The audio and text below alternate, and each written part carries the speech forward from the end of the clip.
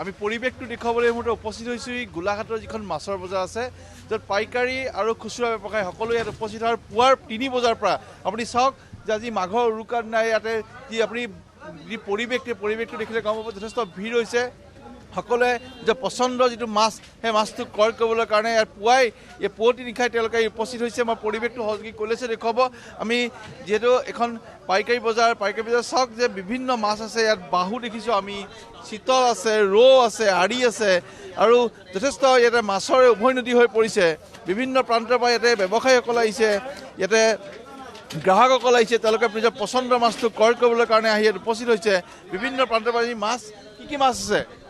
ৰৌ, বাহু, চিতল, ৰৌ আছে, বাহু আছে, চিতল আছে, আনা সেইকেইটাই আছে। এতিয়া ডাঙৰ মাছ আৰু ডাঙৰ এই এনেকুৱাই আছে সাইজৰ।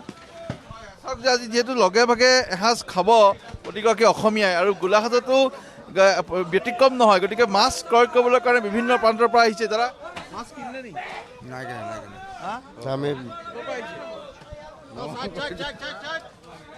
নগাঁও চিতল, বাহু, গাছকাপ, পাইৰ এইবিলাকেই আছে, চবকেইটা মাছ আছে।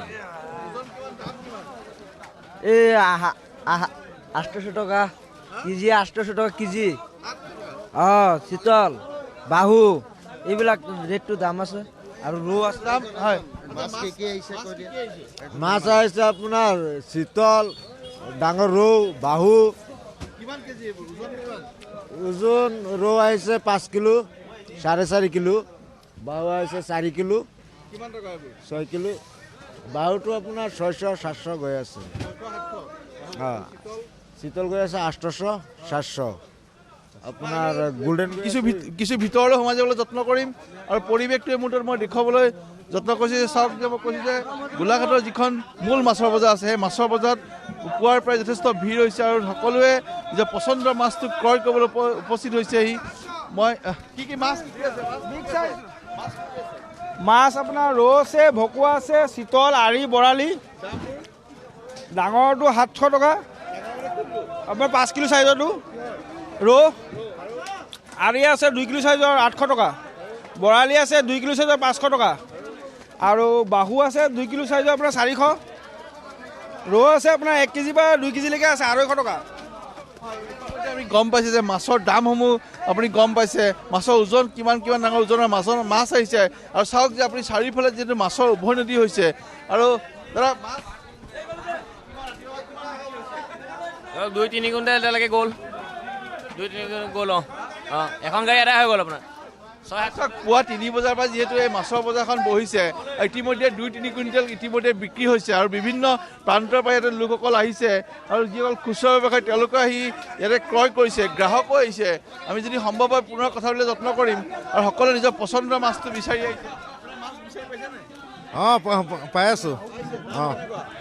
আমি বিকিবলৈ আনিছোঁ মাছকেইটা, বিকিবলৈ আনিছোঁ আমি নগাঁও। ইতিমধ্যে চাওক নগাঁও ইয়াত মাছেৰে ভৰি পৰিছে আৰু কেৱল নগাঁৱই নহয়, গোলাঘাটৰ আশে পাশে থকা বিভিন্ন প্ৰান্তৰ পৰাও ইয়াতে মাছ তেওঁলোকে ইয়াতে বিক্ৰী কৰিবলৈ আহিছে। আমি দেখুৱাবলৈ যত্ন কৰিছোঁ। মাছ চিতল আছে, ৰৌ আছে, বাহু আছে, গল্ডেন আছে। চিতল 600 টকা, ৰৌ আপোনাৰ এইবিলাক হৈ গ'ল 300 টকা, এইবিলাক 250 টকা।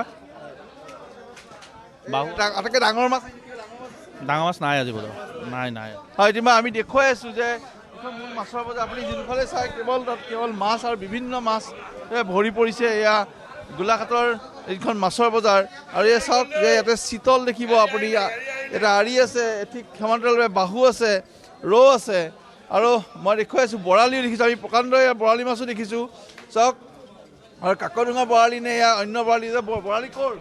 বৰালি আমাৰ গেলাবিলৰ, এবাৰ গেলাবিলৰ এয়া বাদলিৰ পৰা গেলাবিল।